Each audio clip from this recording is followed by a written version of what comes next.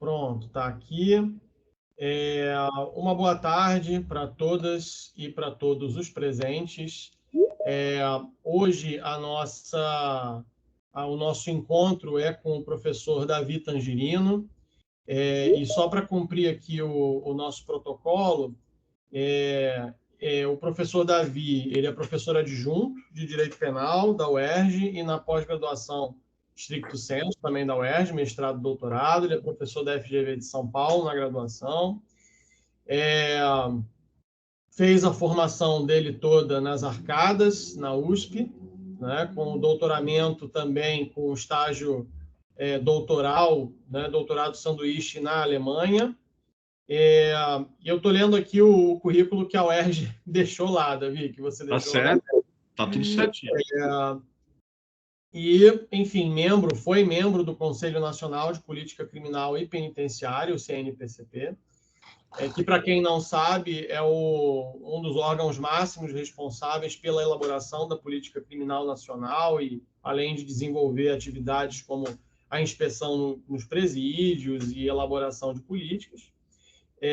E também coordena no IBCCRIM, é coordenador do IBCCRIM, revisor parecerista de diversos periódicos acadêmicos, notadamente RBCCRIM, entre outras revistas. Feita a explanação mais acadêmica, agora vem a explanação afetivo pessoal. Professor Davi, eu venho... acho que se a gente fosse usar a linguagem penal, agora que criaram um tipo de stalking, eu fico até com medo de usar essa palavra, mas eu venho perturbando já de muito tempo, desde a graduação. Eu tive a satisfação enorme de ter o professor Davi como meu orientador na monografia, e também nós continuamos a nossa troca no mestrado, no doutorado ele foi meu co-orientador, além de ser um professor extremamente querido e uma inspiração para as minhas reflexões, para os meus estudos, e autor deste livrinho aqui, que eu faço questão de mostrar, o Culpabilidade, que está na sua segunda edição, salvo engano, né, professor? Acho que ainda está na segunda. E é uma obra de referência no tema da culpabilidade e que, enfim, por incrível que pareça, já são aí vários anos em que eu leio essa obra e cada vez que eu leio e releio, eu encontro alguma coisinha nova para refletir, para pensar, porque foi uma reflexão muito realmente profunda e interessante. A professora Samara divide com a gente aqui o grupo de pesquisa, a professora Samara que topa essas minhas aventuras intelectuais e acadêmicas, um tanto subversivas às vezes também.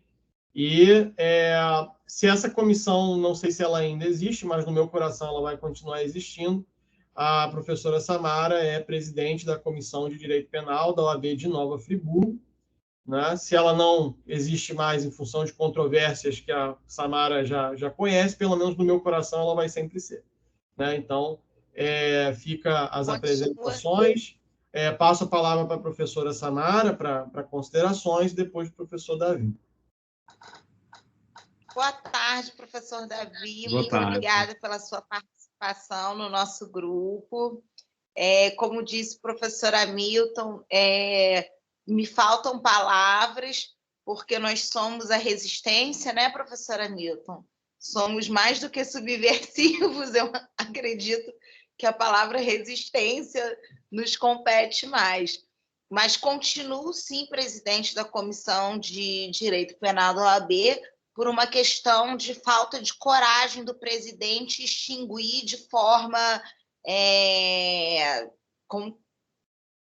eu estou procurando uma palavra de eufemismo, mas por falta de coragem do presidente de extinguir por puro despotismo, por pura vontade, sem nem reunir o conselho.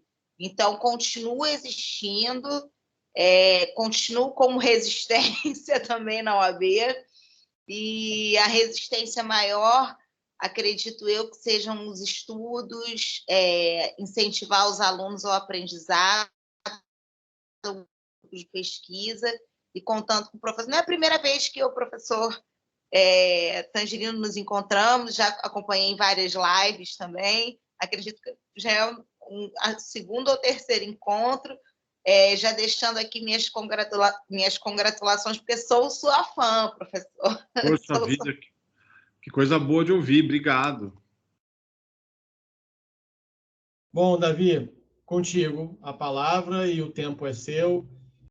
O Davi vai nos brindar, então, com a conferência intitulada...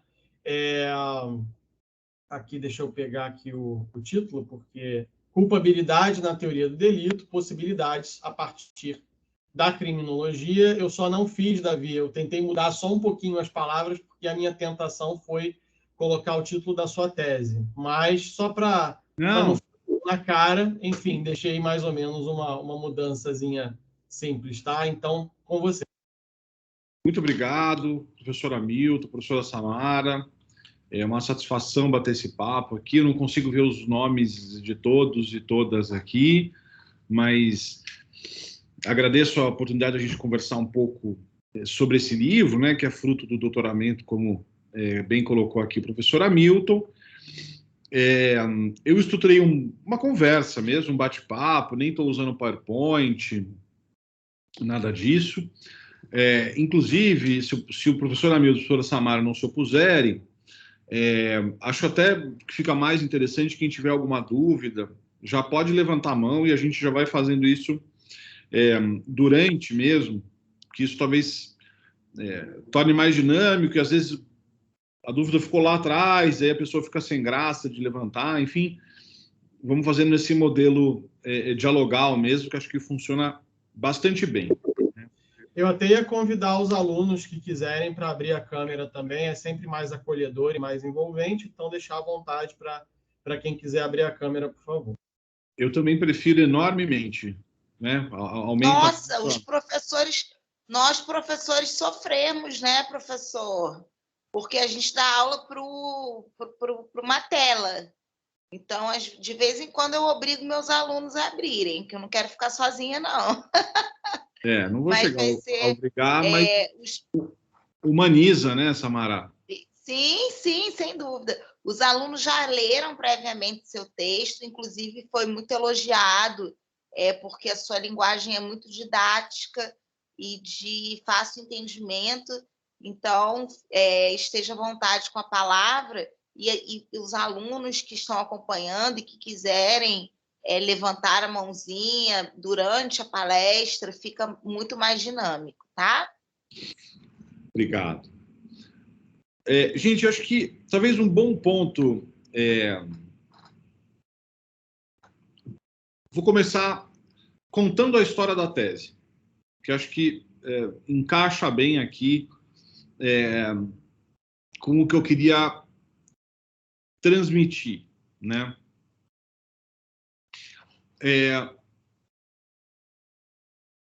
A culpabilidade, como vocês sabem, é um dos elementos da teoria do delito, né? Prepondera largamente na doutrina e na jurisprudência a compreensão, então, de que crime é um fato, uma ação humana, uma conduta humana típica, antijurídica e culpável, né? E o que é essa culpabilidade, né? Também de maneira preponderante na doutrina, é o juízo de reprovabilidade, de reprovação, que o ordenamento, que o sistema faz contra aquele que escolheu agir contrariamente ao direito com letra maiúscula, embora pudesse ter optado pela ação fiel ao direito, né?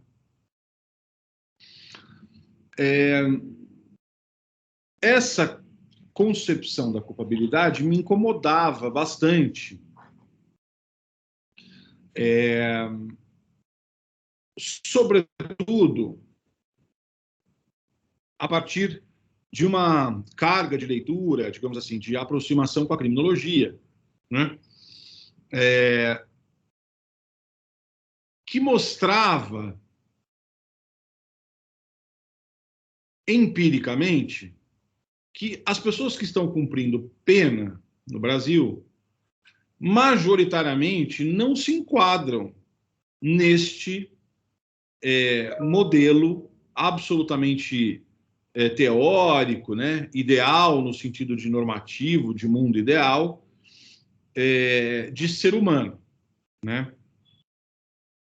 Então, para ficar num único exemplo, né, me parecia muito cínico você dizer que o jovem negro periférico ou pardo periférico, que foi cooptado pelo tráfico, né, como alternativa de vida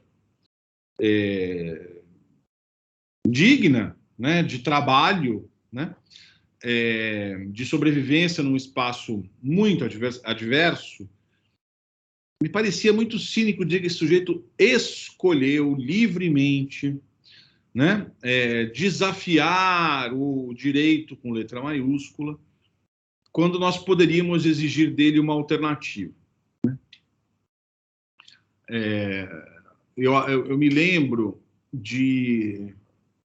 Tem o livro do Caco Barcelos, né, Abusado, que fala sobre o Marcinho VP, né? Um livro bárbaro. Desculpa, professor. Foi um livro, inclusive, que eu sorteei numa das minhas turmas. Toda a turma presencial eu sorteio um livro. Em uma das minhas turmas eu sorteei esse livro. É um livro muito interessante que conta a história do Marcinho VP pelo Caco Barcelos. Excelente, digno. E já aproveitando a pergunta, já que deixaram aberto, né? Vocês sabem que eu sou abusada. O senhor acredita que é praticamente um estado de necessidade ou inexigibilidade de conduta diversa, o que o senhor está falando, a questão do tráfico? Olha, Samara, no livro eu proponho que haja uma excludente de culpabilidade, né, para aquelas pessoas que, adotando um projeto de vida ético, e aqui, então, eu estou falando só do comércio de drogas, sem o componente de violência, de arma, né, tá? Mas o simples comércio de drogas entraria numa excludente de culpabilidade nesses quadros de exclusão social, né? O Juarez Tavares, até muitos anos depois, no Fundamentos dele, chega a sugerir que a vulnerabilidade social fosse uma justificante, né? Mas eu acho que ainda fico com a minha alternativa dentro da culpabilidade, né? E o Caco Barcelos, nesse livro, se eu não estou enganado, é nesse livro, ele repete uma expressão desses jovens, né?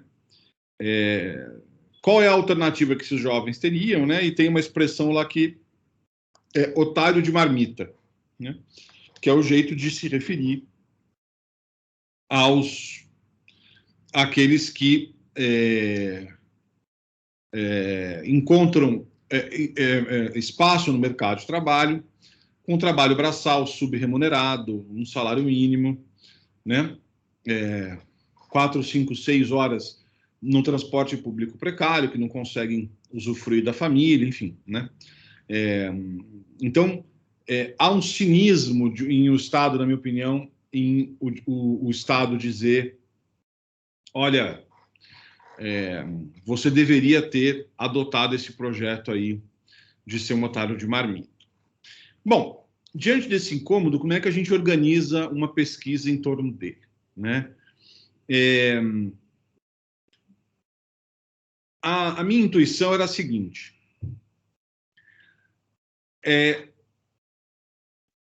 esse jeitão de apresentar a culpabilidade, né?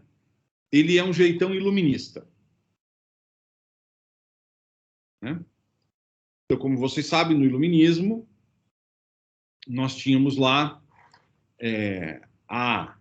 o surgimento do indivíduo, né, como categoria, colocado no centro das coisas, esse homem livre, racional, igual, né?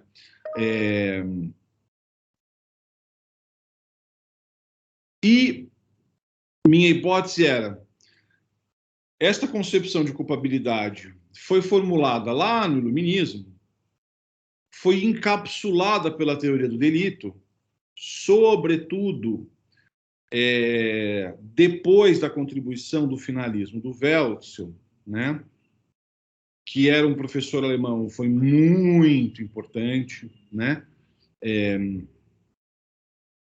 E depois das minhas pesquisas de doutorado, eu fui perceber que a tese de doutorado do Weltzel foi sobre justnaturalismo alemão, né? Então, uma continuidade dessa ideia iluminista, justnaturalista, sobre o homem, sobre os bens jurídicos, né, sobre a pena, né? Elas foram, então, criadas ali, a primeira versão acabada disso é do século XVIII, eu vou falar disso melhor, entrou como categoria meio fechadinha dentro da teoria do delito e foi navegando pelo tempo, né? Só que, no século XVIII, nós não tínhamos, então eles erraram de boa fé, nós não tínhamos ciências humanas empíricas que contraditassem, né, que se contrapusessem a essa hipótese puramente filosófica, né, sobre quem é o homem, o ser humano, né? Então, o objetivo da tese era, primeiro, validar essa hipótese sobre o nascimento da culpabilidade e depois submeter as conclusões sobre a culpabilidade ao saber empírico, aos saberes que se desenvolveram nos 200 e tantos anos que sucederam a essa primeira formulação de um direito penal moderno, né? Então, eu estou falando da criminologia, que é um guarda-chuva, né? Para mim, a criminologia não é um saber autônomo, né? Ela é antes um guarda-chuva de diversos saberes que se ocupam da questão criminal, né? Então, da sociologia, da ciência política, da antropologia, da psicologia, né? E assim, da geografia, e assim sucessivamente. Então, vamos voltar ao processo de validação. Quando é que foi preciso falar sobre culpabilidade, né? E aqui eu segui, basicamente, né, como orientadores dessa reconstrução histórica, o Foucault e um criminólogo brasileiro radicado no Canadá, que infelizmente produz majoritariamente em francês, que é o Álvaro Pires, né? O Álvaro Pires tem um livro maravilhoso chamado História dos Saberes sobre o Crime e sobre a Pena. Não sei se o Hamilton tem notícia de alguma tradução, eu só conheço a obra em francês, né? E onde é que essa história começa? E aí não precisa ficar com sono, eu não vou me arrastar longamente aqui sobre história, né? Mas essa história começa por volta do século XII na Europa continental, né? O Foucault encontra alguns documentos legais, né? Vamos chamar de normas, né? Que previam a composição do conflito que hoje nós entendemos como crime, né? A partir da composição. Então, por hipótese, né? Eu mato o Ricardo, né? Como é que nós compunhamos o conflito de eu matar o Ricardo no século XII na França? A França nem existia, né, gente? Mas em um dos reinos lá, não me lembro agora qual, que o Foucault essa arqueologia normativa que ele faz, né? O meu clã, e é importante ressaltar isso, porque no século XII o indivíduo é o fruto da modernidade, né? Neste momento, então, a família, o clã tinha uma centralidade muito grande. compunha este conflito com o clã do Ricardo, né, a partir do pagamento de uma multa, a partir do pagamento de um valor. Também estamos antes do surgimento de uma moeda nacional, né? Então, nós estamos falando de res, né, de gado, de cabrito, de trigo, né, de produtos em espécie, né, para a composição deste conflito. Então, veja que interessante. Se nós pegássemos uma cápsula do tempo e voltássemos para esse reino francês, francófono, no século XII, e tentássemos perguntar para aquelas pessoas: o que é um crime para vocês? Nós não conseguiríamos sequer fazer essa pergunta. Nós não íamos conseguir fazer essa pergunta porque ia faltar palavra, ia faltar vernáculo, né? Ou seria algo muito parecido de perguntar para essas pessoas o que eles acham do computador. Porque os conflitos que nós conhecemos hoje como penais e os conflitos que nós conhecemos hoje como civis eram compostos, resolvidos, solucionados, e o Foucault bota muita ênfase nisso, pacificados por meio de uma composição única, né? O Hesman, que é um historiador francês também do século XIX, dizia que não tinha diferença de rito processual. Portanto, gente, é absolutamente lícito concluir que para aquelas pessoas daquele tempo, um conflito penal era substantivamente igual a um conflito civil. E se era igual, eu não preciso de duas palavras. Eu não precisava destacar este conceito. Neste modelo, gente, não é preciso fazer nenhuma pergunta sobre a culpa. Né? O Hesman tem uma... Não é o Hesman, não. É o Eberhard, que é um historiador alemão. Tem uma frase ótima, que ele diz assim, nessa época, né, voltando ao exemplo do Ricardo, né, ele diz, o fato matou o homem. O fato matou o homem, não importa, né, quem foi, né. Deu uma congelada aqui.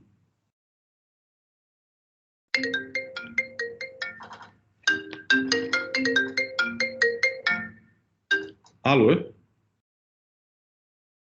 Pois não? Tudo, Renata. Eu acho que você tentou ligar várias vezes, eu realmente não consigo falar agora, tá? A gente vai trocando o WhatsApp, tá bem? Obrigado. Desculpa, gente, mas acho que fica ligando e atravessa no computador e derruba, por isso que eu preferi atender e resolver de uma vez isso, tá?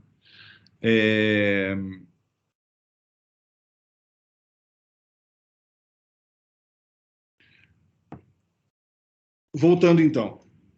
Não tinha espaço, né, para perguntar da culpa. O fato matou o homem.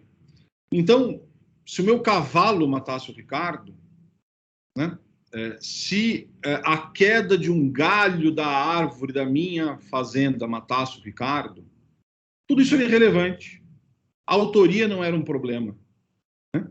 O fato matou o homem, alguém tem que compor este conflito. Né?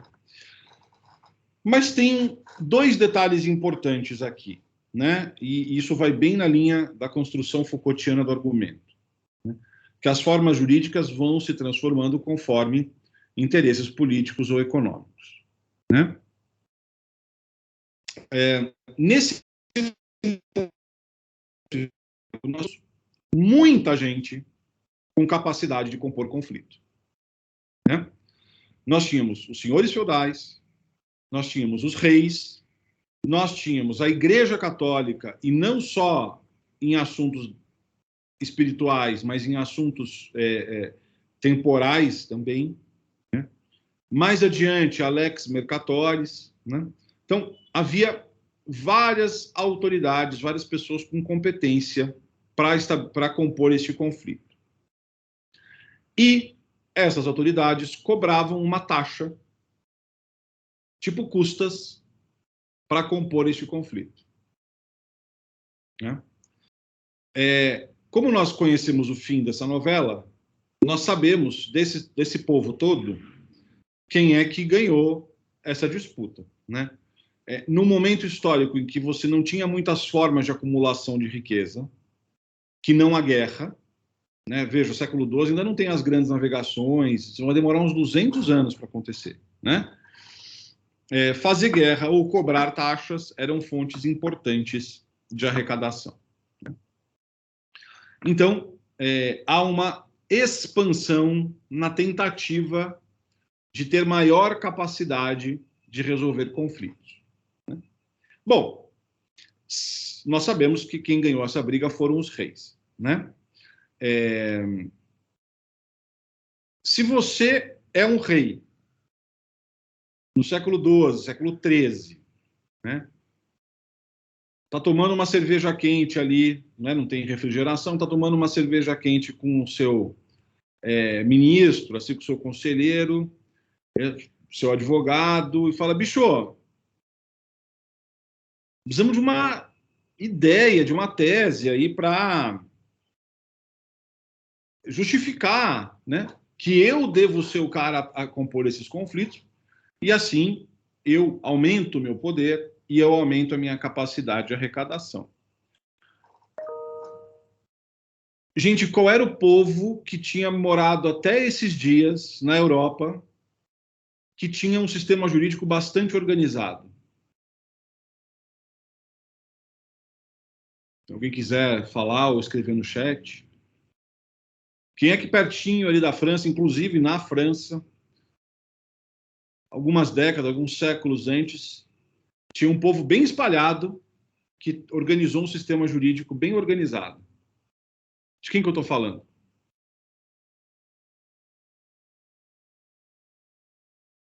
Tem chat aberto aí, não? Davi, eles só podem acessar pelo microfone, na verdade. Ah, tá bom. Mas eles estão um pouquinho tímidos. Pessoal, quem quiser participar, quem quiser chutar, pode perguntar, fiquem completamente à vontade. Professor, Oi. eu peguei o bonde andando, mas eu vou chutar os romanos. Os Império romanos. Romano. Exatamente. Exatamente, Dacir. Os romanos, né? Então, sobretudo a escola de Pavia, e nós estamos ali no século XI, século XII, Pavia era uma universidade italiana, resgatou do Corpus Iuris Civilis, que era a organização das decisões dos romanos a respeito de temas jurídicos, uma ideia maravilhosa, a ideia do direito imperial, né? Há um grupo de assuntos que só dizem respeito ao imperador. Pô, caiu feito uma luva para as pretensões do rei, né? E aí o Foucault localiza uma série de listas de casos reais, que nada mais é do que um grupo de eventos, de conflitos, que só o rei podia decidir, né? E aí, olha que maravilha, o Foucault localiza que começa com 5 ou 6 crimes, tipo falsificação de moeda, claro, crime de traição, mas conforme ele baixa a lista, as outras jurisdições respeitam, ele coleta taxas. Vocês acham que essa lista aumenta ou diminui? Ela vai aumentando, ela vai aumentando, ela vai aumentando, porque ela é instrumental político e economicamente. E aí o Foucault localiza a alteração de um desses editos, uma dessas normas, que passa a incluir temas como adultério, temas como destruição culposa de árvores, etc. Bom, gente, aonde eu quero chegar com essa história? Acho que eu travei de novo um pouco aqui. Deixa eu só ver se eu estou no Wi-Fi correto aqui. Tá indo normal, Davi, aqui, Tô. pelo menos pra gente. É? Então, onde é que eu quero chegar com essa história? Chega uma hora que são tantos os conflitos exclusivos do rei que ele não consegue mais participar da composição de todos os conflitos. Ele precisa se fazer representar por alguém na composição desses conflitos, né? O procurador do rei, que é o tataravô de qual instituição, então, hoje? Quem é que representa hoje o rei nos conflitos penais? O parquê, né? O Ministério Público. O Ministério Público. E, gente, neste momento, mentalmente, socialmente, né? Aquele réu que antes era apenas o sujeito passivo de um dano, passa a ser percebido como um pequeno inimigo do rei. Né? Ao colocar o representante do rei na lide, né, nós triangularizamos o conflito. Você tem o autor, você tem a vítima e você tem o rei. Nunca mais escapamos desse triângulo. Nunca mais escapamos desse triângulo. Né? Então tem uma frase maravilhosa do Foucault, que é: em todo homicida há um regicida em potencial. Então, ainda que eu mate o Ricardo, mentalmente é como se eu tivesse matado um pouquinho o rei. Né? Gente, não é por acaso que é nesse mesmo momento histórico que começam a surgir as primeiras distinções sobre culpa. Porque agora, essa figura do inimigo do rei não é compatível com o galho que mata o Ricardo, ou o meu boi que mata o Ricardo. Como é que eu vou enquadrar isso como um ataque ao rei? Né? Essa conta não fecha. Então, ali, século XII, XIII, XIV, você começa a ver pequenas previsões nos documentos legislativos existentes, nos fueros rusgos, no que hoje é a Espanha, nos Aktenspiegel, no que hoje é a Alemanha, né? na Constituição Carolina, do que hoje é a Áustria e a Alemanha, separando do âmbito de imputação, pelo menos, os crimes, essa palavra não era usada, hein, gente? Produzidos pelo acaso. Então, culpa começou a ser, pelo menos, uma ação deliberada, intencional. Né? Vamos dar um fast forward aí nessa conversa, né? E chegar na consolidação dos Estados nacionais, séculos XV, XVI. Né? Portugal foi o primeiro, mas depois, né, a gente teve França, Inglaterra, Alemanha e Itália foram mais tardias. Né? Uma vez o rei estabelecido no Estado Nacional, já tinha grandes navegações, já tinha moeda, né? Geral pegando nossa madeira, nosso ouro, da África, pegando escravo. Taxa de administração de conflito não era mais importante, economicamente, né? O que é uma taxa de um conflito com o tanto de ouro que eles tiraram do Brasil ou da África, enfim, né? Agora, o poder punitivo ainda tinha uma função política importante. Agora, não de ganhar dinheiro, mas de manter o poder do rei. Né? A manutenção do status quo. Né? Então, consolidado o Estado, agora aquele inimigo do rei é o inimigo do Estado, é o inimigo da sociedade. Né? E, portanto, passa a ser compreensível que o Estado não, seja obrigado a punir, e 2, obrigado a punir severamente. Porque agora o criminoso é um inimigo da própria sociedade. Né? Vocês vão encontrar isso no Hobbes, por exemplo. O Hobbes fala com todas as letras. Você compor o dano da vítima pode extinguir a acusação da vítima, mas ela não extingue a parte do Estado que foi vitimizada.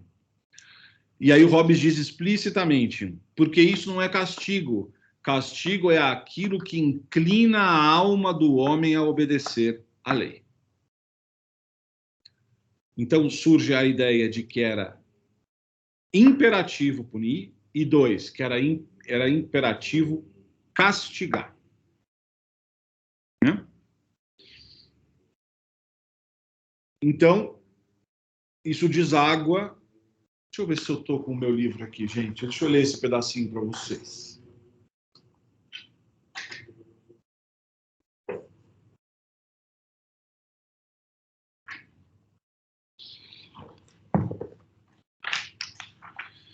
Isso deságua num evento descrito pelo Foucault,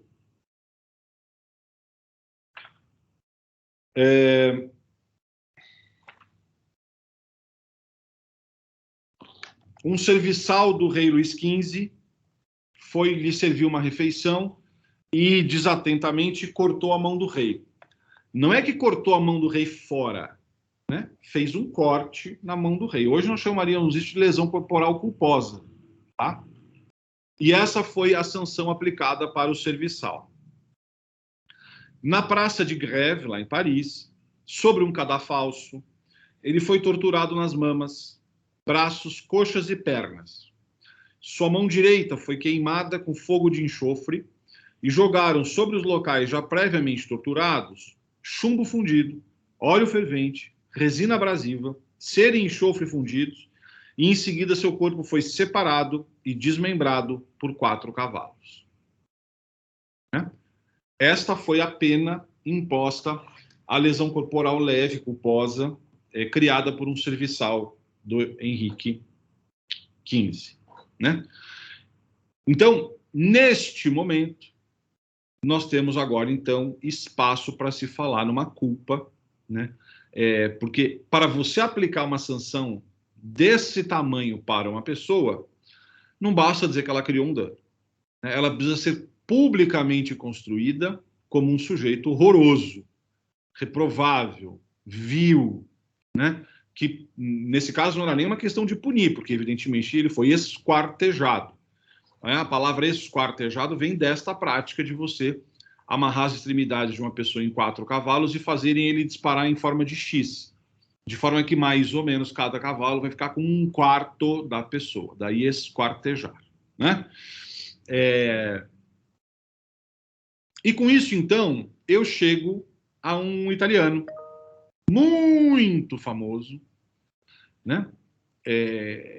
Que escreveu um livro muito revolucionário, tanto assim que precisou escrever sob um pseudônimo, né? Um nome falso. Né? É o livro mais vendido. Entra ano, sai ano, entra ano, sai ano. É o livro de penal mais vendido, não é o Nutt, não é o Masson. Né? De quem eu estou falando? De que livro eu estou falando? Marquês de Beccaria. Marquês, o César de Beccaria, dos Delitos e das Penas, né? O Marquês de Montesano. E ele, no introito do livro dele, ele fala que ele está escrevendo em reação a esse direito asinino que vem sendo aplicado pela Europa. Naquela época, asno não queria dizer burro. Né? Asno queria dizer um jeito bestial, desumano, animalesco de aplicar o poder. Né? E, gente, nós estamos, então, em 1776, essa memória não me trai, né? Então, mais para o final do século XVIII, e ali nós temos a certidão de nascimento do direito penal. Porque é a primeira vez que o direito penal é apresentado como um corpo jurídicos, separado dos outros, com uma missão própria, que é proteger o contrato social, né? Um objeto próprio, que é o direito natural, um sujeito sui generis, que é o criminoso, um sujeito passivo sui generis, que chama vítima, né? E uma infração sui generis, que é a infração penal, o crime. E o que o crime tem que as outras infrações não têm?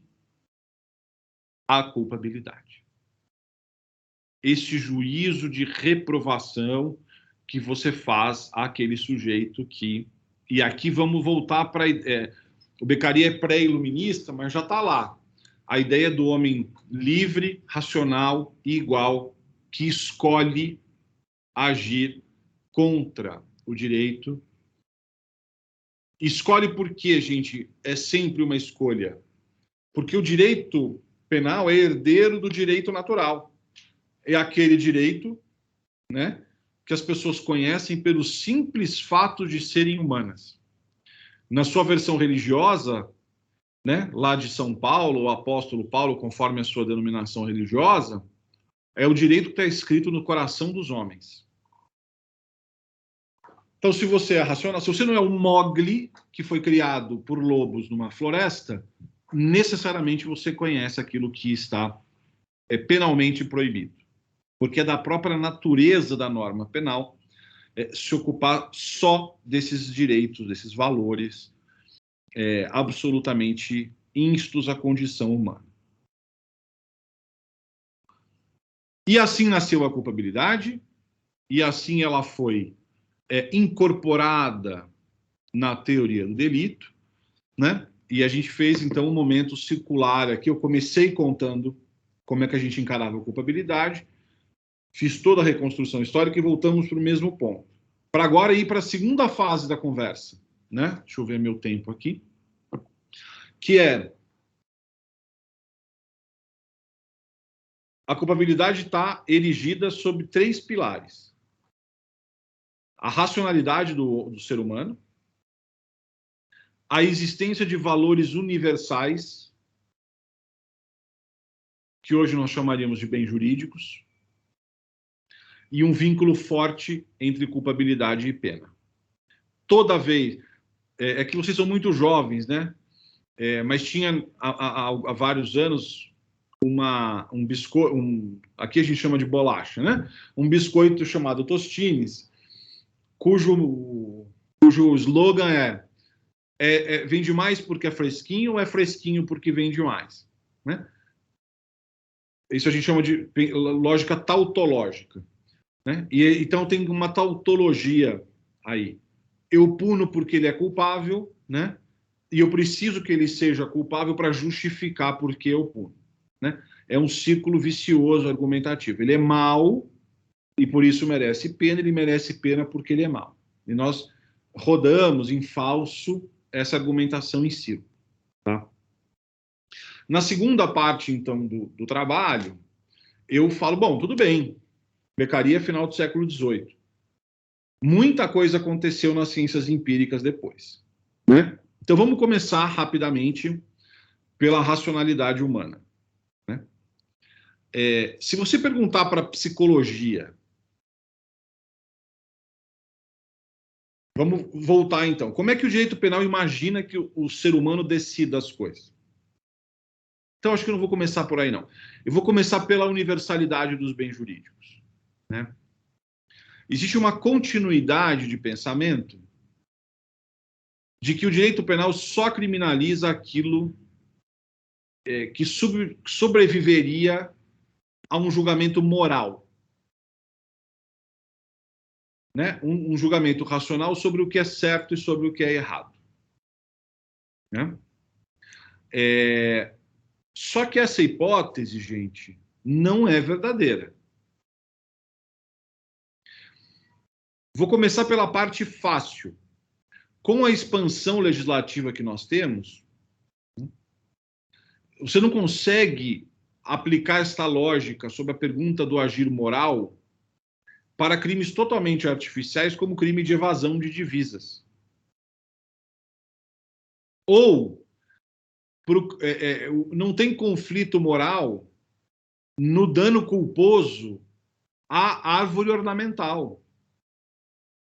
Aliás, não há conflito moral em nenhum crime culposo. Mas mesmo se a gente for para bens jurídicos ditos universais, vida.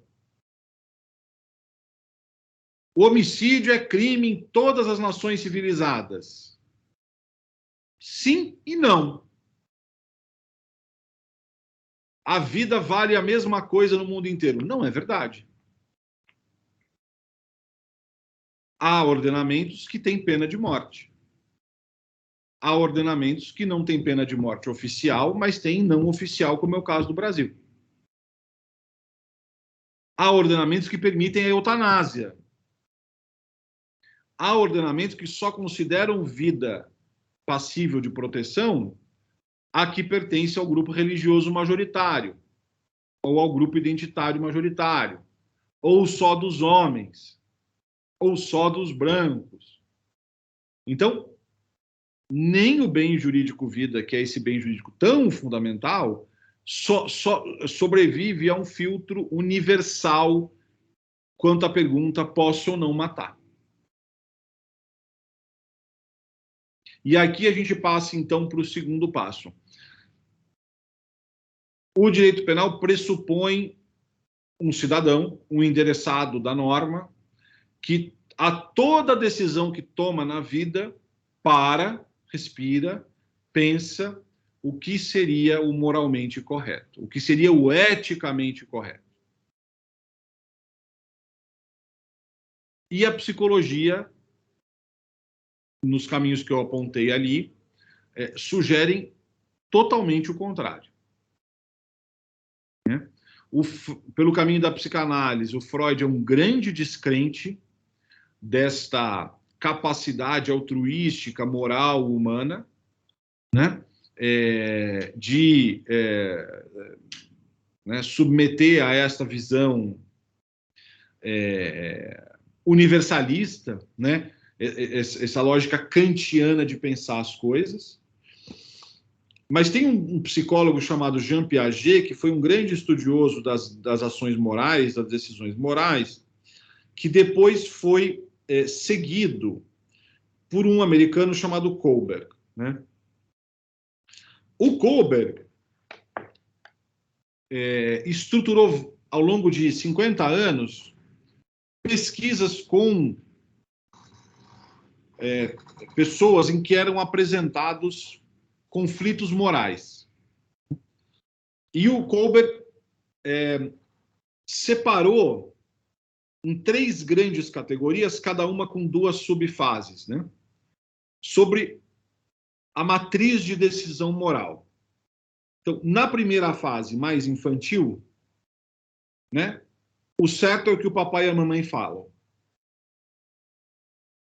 Numa segunda parte, o certo é o que o meu grupo social diz que é certo. E numa terceira fase de desenvolvimento moral, é que você começa a ter respostas do tipo: o certo, né, é aquilo que respeita a universalidade das pessoas. Né? Então, essas regras transcendentes, né, de respeito aos direitos humanos e tal. Muito bem, gente. Aí ele fez uma pesquisa quantitativa. Né? Como eu falei para vocês, eram 3 grandes fases, cada uma com 2. Então, a fase 1 e 2 é a mais imatura, a fase 3 e 4, meio do caminho, e o direito penal espera que nós sejamos 5 ou 6 nessa escala moral. Né? Ao longo das décadas de pesquisa do Kohlberg, ele não encontrou ninguém, 0, com nível moral 6. Ele só consegue dar exemplos históricos, como Madre Teresa, Gandhi. Né? Mas tá bom, Davi. E nível 5, né? Na faixa...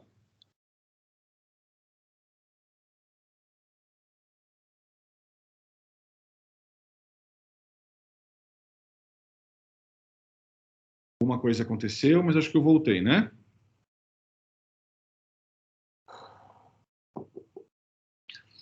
Na faixa mais incidente de nível 5, que é ali a faixa por volta dos 32 anos, 12% da população pesquisada tinha nível moral 5. Vale dizer, 88% das pessoas não tinham o nível de moralidade que o direito penal esperaria delas. Tá? Nessa mesma faixa etária, gente, os de nível 3, que é bastante imaturo, 35%. De nível 2, então com 32 anos, respostas do tipo, o que a mamãe e o papai dizem que está certo, 5%. Né? Em resumo, gente, os caminhos da psicologia desacreditam a existência desse ser humano racional nos termos previstos pelos iluministas, que diante de cada decisão para e pergunta qual seria a saída mais ética. Essa pessoa, estatisticamente, é francamente minoritária. E aí fica a pergunta se nós deveríamos estruturar toda uma premissa punitiva a partir de pessoas que representam, digamos, 10% da população adulta. Tá? E, por último, então, esse vínculo forte entre culpa e pena. Né? Não existe nenhuma demonstração empírica de que mais punição gera menos crime. Nenhuma demonstração empírica disso. Né? Eu faço referência a um estudo específico, já antigo, mas do Ilanudi, em que eles pegaram como é que os crimes considerados hediondos, na década de 90, se comportaram depois. Ora, se a aposta é que aumentar a pena é sinônimo de diminuir o crime, todos os crimes hediondos deveriam ter diminuído de maneira mais ou menos homogênea no Brasil inteiro. E eles mostram que não tem nenhuma correlação. Teve crime que aumentou, teve crime que diminuiu, em estados diferentes, diminui em um e aumenta em outro. Né? Então não existe nenhuma correlação entre culpa entre pena e prevenção do crime. Né? E, naturalmente, os estudos penitenciários mostram como não tem como a pena de prisão, sobretudo as longas, funcionarem, porque elas basicamente destroem a psique humana. O ser humano não foi feito para se desenvolver num ambiente trancado, privado de direitos e tal. Né? Quando eu era moleque, o meu pai tinha um primo cuja função ou cujo hobby era tornar cachorros em cachorros bravos. E a fórmula era muito simples. No fundo da casa dele tinha um quarto escuro, ele deixava o cachorro trancado 2 semanas, ele saía uma fera. Né? Irreversivelmente uma fera. Né? Para o final, então, gente, propor alguns arranjos dentro desta racionalidade penal moderna, né, dentro do desenho de matriz Beccaria, mas também apontar algumas alternativas fora. E para mim, talvez a mais interessante, mais produtiva, seja nós trocarmos o binômio culpa-pena por um binômio de responsabilidade e reparação.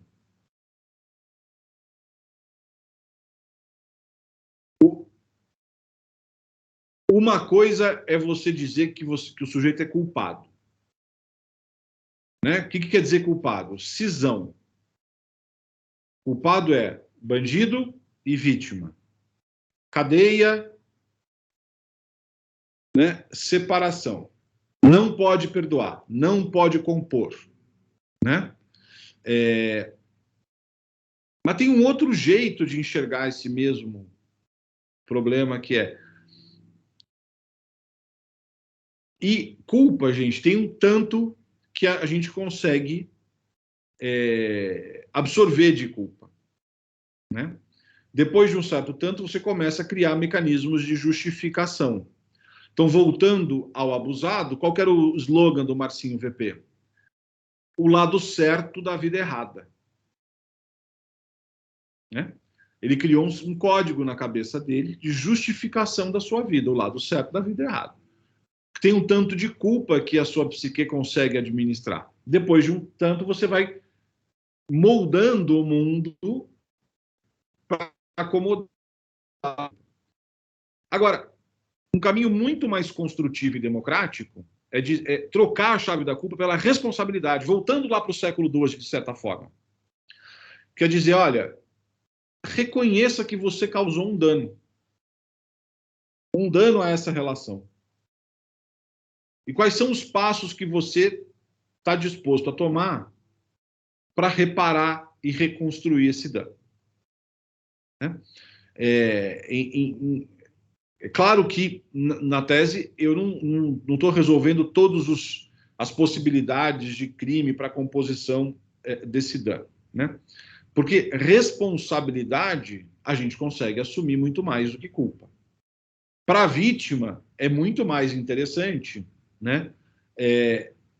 Um réu comprometido em se responsabilizar pelo que aconteceu, do que aquele réu que você nunca mais vê e vai ficar lá na cadeia, num lugar distante.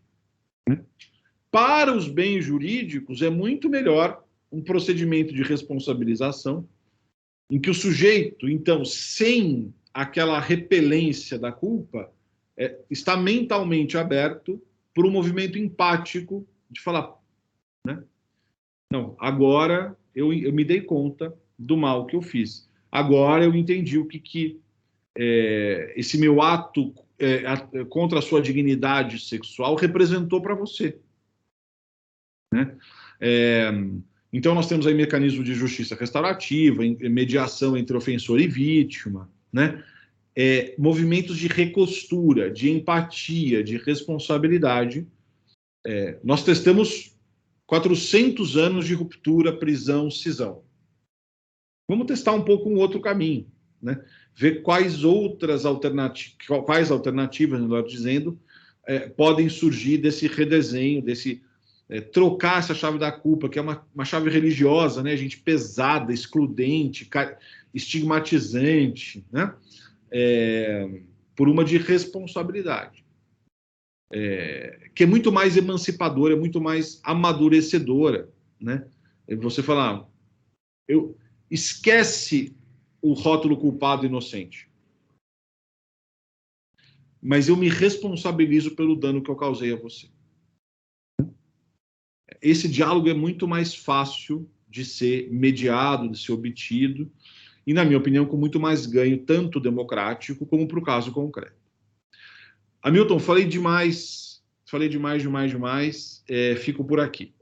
Agradecendo aí a atenção e a participação de todos, fico por aqui.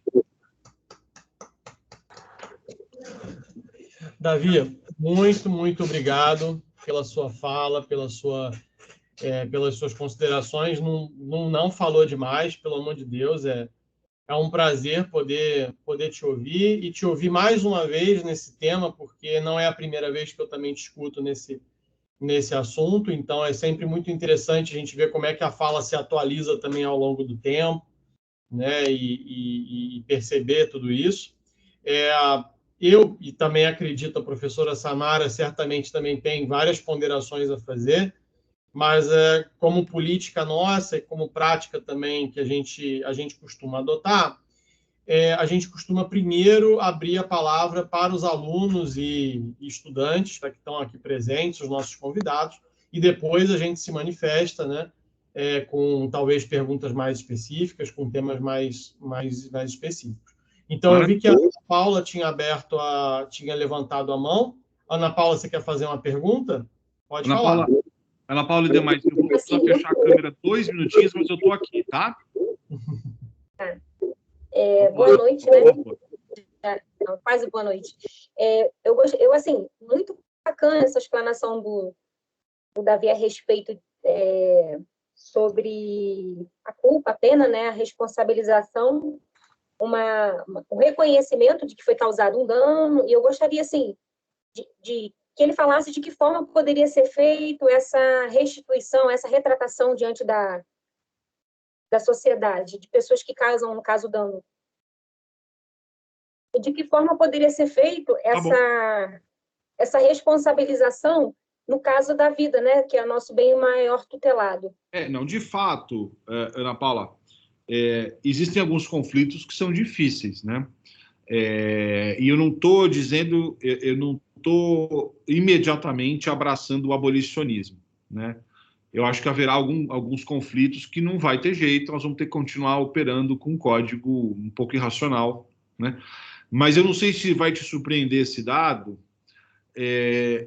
entre 8% e 10% apenas da população carcerária está presa por crimes violentos, né? Portanto, 90%, 92% estão presos por crimes não violentos, e para esses nós podemos pensar em alternativas. Eu vou te narrar um caso que foi objeto de uma orientação que eu tive uma vez numa especialização do IBCCRIM, que acabou. Uma juíza, não vou dizer de onde, enfim, né, ela teve o seguinte caso para ela julgar: estupro de vulnerável. Uma menina de 13 anos, ou melhor, né? 2 rapazes, um de 18 e outro de 19 anos, foram flagrados tendo relação sexual com uma menina de 13 anos dentro de um carro.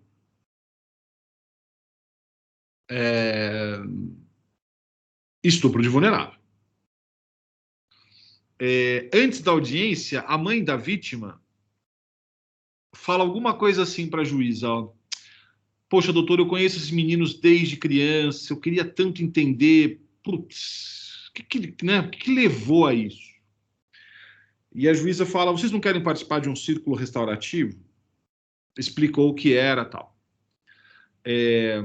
A juíza não pode participar, né, por definição desses círculos. Ela tem um relato mais ou menos do que aconteceu.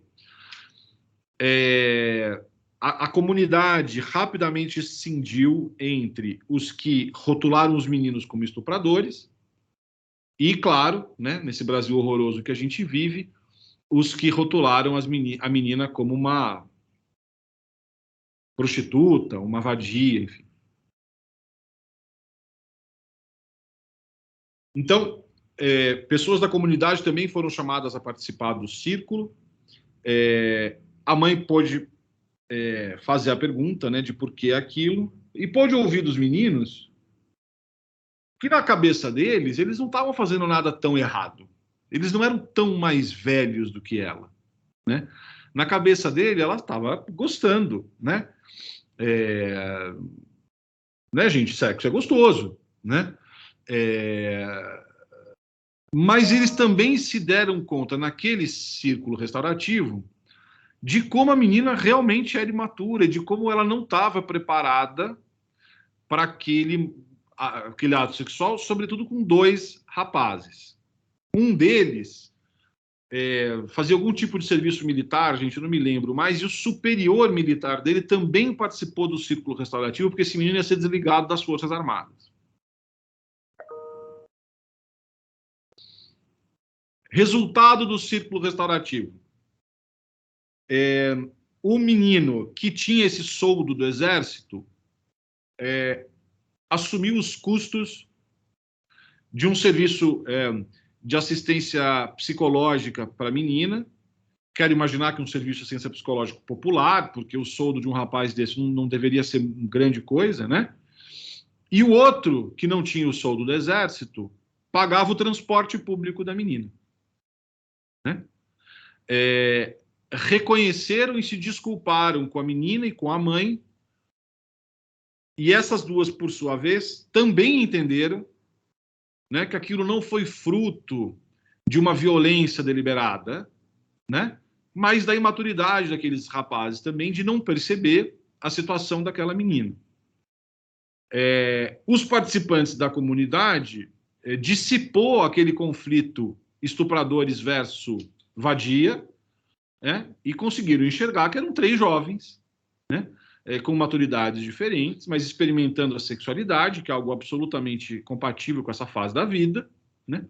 E o superior do Exército recomendou que o menino não perdesse a patente. Gente, o conflito foi composto. As pessoas se ouviram, as dores foram compreendidas, houve os pedidos de perdão, né? E essa juíza depois se viu com uma dificuldade enorme, porque ela não tinha fundamento jurídico disponível para absolver esses rapazes. Ao fim e ao cabo, eu nem sei o que aconteceu nesse caso concreto. Mas, Ana Paula, esse exemplo, para mim, é maravilhoso de como, para essa menina, o processo comum, ela não ia ter participado disso, ela não ia ter ouvido esse período de perdão dos meninos, né? Ela ia continuar vivendo com um trauma. Trauma esse, gente, que foi criado pelo sistema de justiça, que transformou aquela relação sexual num problema criminal, né? Então, eu tenho absoluta certeza que este processo foi muito melhor para educar esses rapazes sobre liberdade sexual, sobre consentimento, né? Do que se eles fossem 8 anos, que é a pena mínima para cadeia por esse crime, né? Então, esse é apenas um exemplo, Ana Paula. Se a gente botar um monte de gente inteligente pensando, nós vamos encontrar alternativas para outros tantos tipos. Eu faço uma ressalva. Os violentos, como você mesma me pergunta, né, realmente fica muito mais difícil, né? O estupro mediante violência ou grave ameaça mesmo, o homicídio. Mas tá bom, vamos manter a cadeia então para 8 a 10%, né? Vamos tratar os outros 90% de outra maneira, né? Então, acho que tem um caminho bem interessante aí. Esse é só um exemplo, tá? Obrigada. A Ana Clara gostaria de fazer uma pergunta. Enquanto isso, gente, eu já estou circulando nos grupos a lista de horas AC. Então, peço aí que os colegas circulem entre si. Logo mais, o Ricardo vai compartilhar a tela para vocês poderem preencher, tá bem? Para eu mandar as horas AC para o professor Hugo Lonta. Tá bom? Então, Ana Clara, com a palavra. Então, professora, é uma pergunta meio que boba, inclusive. Eu gostaria de saber se esses círculos restaurativos estão expressos em algum código, ou se não, você acha que em algum momento eles podem passar a ser expressos? Porque o CPC, ele tem a parte de conciliação, né, antes do julgamento e tal. Você acha que esses círculos restaurativos poderiam em algum momento ser incluídos nesses códigos também? Obrigado, Ana. Não tem nada de boba na pergunta, ela é muito boa. Existem vários projetos pilotos no judiciário em círculo restaurativo, sobretudo na infância infanto-juvenil, que é uma espécie, e para crimes menos graves. Mas, para isso permitir uma absolvição, né, nos termos como nós entendemos hoje, ela precisaria entrar na legislação processual penal. E nós não temos isso ainda, Ana Clara, tá? Então, naqueles bens jurídicos disponíveis ou que permitem substituição, o magistrado ou a magistrada teriam muito mais amplitude. Mas, passando disso, isso poderia ser uma atenuante e tal, mas o conflito que essa juíza viveu, realmente, do ponto de vista técnico, ela não teria como absolver. Só se ela fizesse um acordo com o Ministério Público dizendo, olha, eu vou absolver, você não vai apelar, o caso transita em julgado e pronto, né? Mas isso depende, então, de uma voluntariedade ali dos agentes. A gente teria que avançar legislativamente nisso, tá? Tá bom, obrigada. Alguém mais? Tem mais alguma dúvida? Aproveitem, porque, assim, essa é uma oportunidade muito, muito importante para a gente. A gente tem pouco tempo para poder trabalhar de forma profunda esses temas na graduação, né? E principalmente na nossa realidade da Estácio especificamente, que a carga horária é mais reduzida, enfrentar com mais profundidade esses temas se torna muito difícil. Então, eu queria realmente estimular a participação de todo mundo. Eu estou vendo aqui alguns ex-alunos queridos também, o Lucas Lopes, que está aqui assistindo. Pois é. Então, assim, eu queria estimular realmente para quem está aqui, para poder aproveitar o quanto possível essa oportunidade. Eu vou, antes de compartilhar a minha tela com vocês aqui, porque eu vou mostrar o link para Horas AC, eu queria, Davi, vou repetir até a pergunta que eu fiz para você há muito tempo atrás. O tempo tem uma carga de opressão diferente em função do gênero, né? Então, como acho que para a gente o tempo tem uma afetação um pouquinho diferente, eu posso dizer que foi lá em 2015, 2016, em que eu fiz a seguinte pergunta para você, e pode ser a curiosidade de algum aluno também. Davi, a sua teoria, estou fazendo mais ou menos o papel de um aluno aqui interessado. A sua teoria parece flertar com ideias de co-culpabilidade, de culpabilidade pela vulnerabilidade, que são expressões que são mais vulgarizadas, vamos chamar assim, no meio jurídico. Me parece que quando a gente quer dizer que o Estado tem alguma parcela de responsabilidade, ou que a gente não pode só julgar o sujeito por aquilo que ele fez, a palavra que vem na cabeça do aluno, seja por algo que ele leu, por alguma coisa que ele viu em alguma live, é co-culpabilidade. Mas você não adota no seu livro a co-culpabilidade. Então, eu queria te fazer essa pequena provocação, que eu já te fiz há muito tempo, e até como forma de esclarecimento também para os alunos dessa categoria, dessa concepção. Tá. Hamilton, eu não sei se eu dei uma resposta tão honesta lá em 2015, 2016, mas eu vou dar a resposta absolutamente honesta. Se um dia tiver uma terceira edição da obra, certamente a culpabilidade vai entrar, tá? Esse doutorado foi escrito na Alemanha, né, na minha bolsa de doutorado.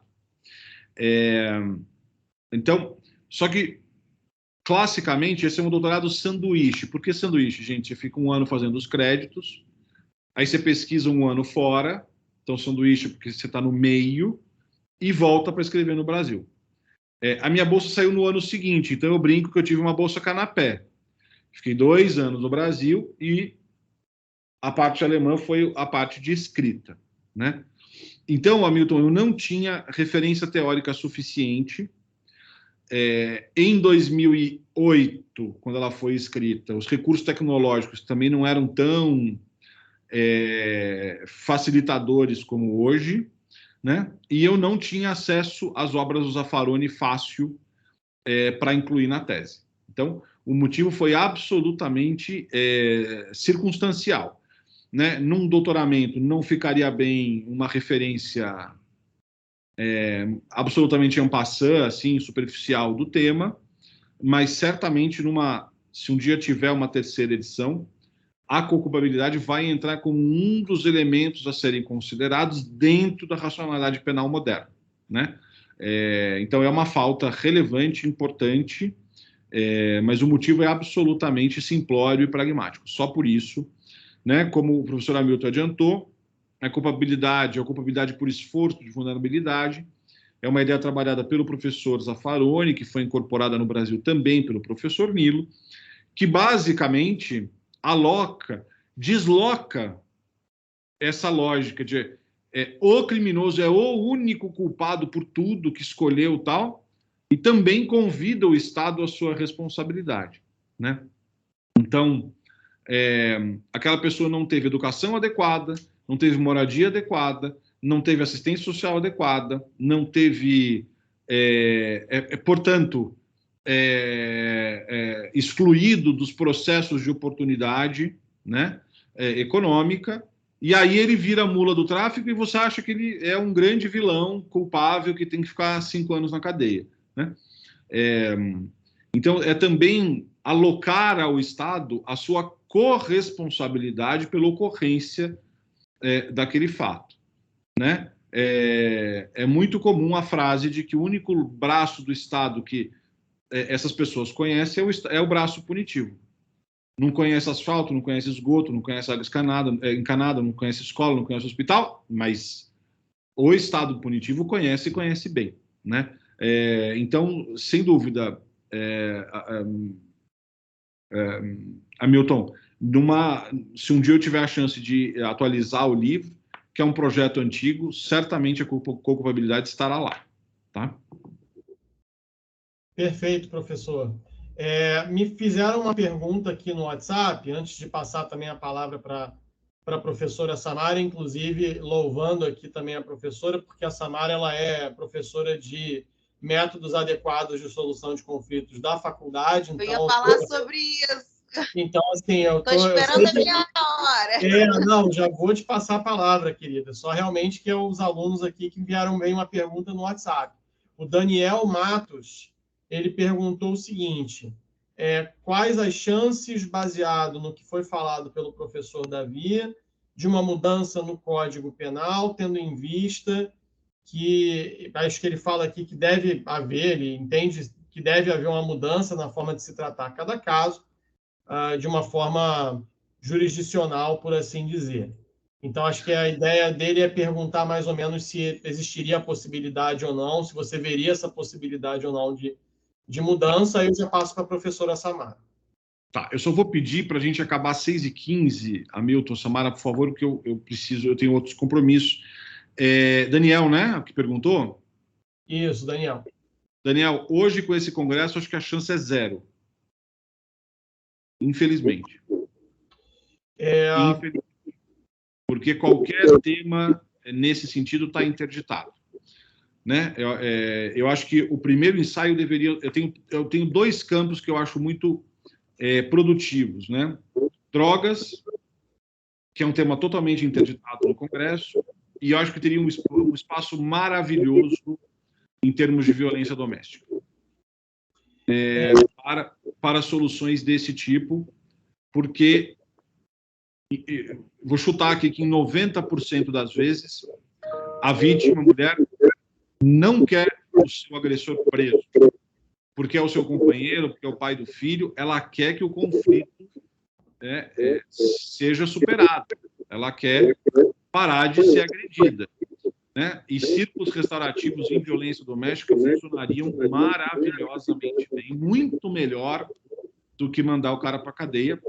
É claro, gente, se ele arrancou o braço fora, tentou matar, de novo, essa enorme violência fica muito mais difícil. Mas aquela violência do cotidiano, eu acho que para os círculos restaurativos seriam maravilhosos. Vou passar a palavra, então, para a professora Samara. Gente, peço desculpas para os demais alunos, mas é porque o professor Davi está com hora, então queria realmente passar agora para a Samara para as considerações, inclusive, Samara, para considerações finais. Mas antes, Davi, temos uma convidada especial na plateia, que só não falou aqui, que é a professora Janice Santin, que está nos assistindo. Que alegria! Ela tem acompanhado o nosso grupo lá da Europa, onde ela está, acho que está na Itália ainda, por enquanto, ela vai para a Alemanha em breve. Então, mandar aí meu abraço, meu carinho aí e agradecimento. Samara, por favor. Professora Janice, boa tarde. Professor Davi, tema muito polêmico, né?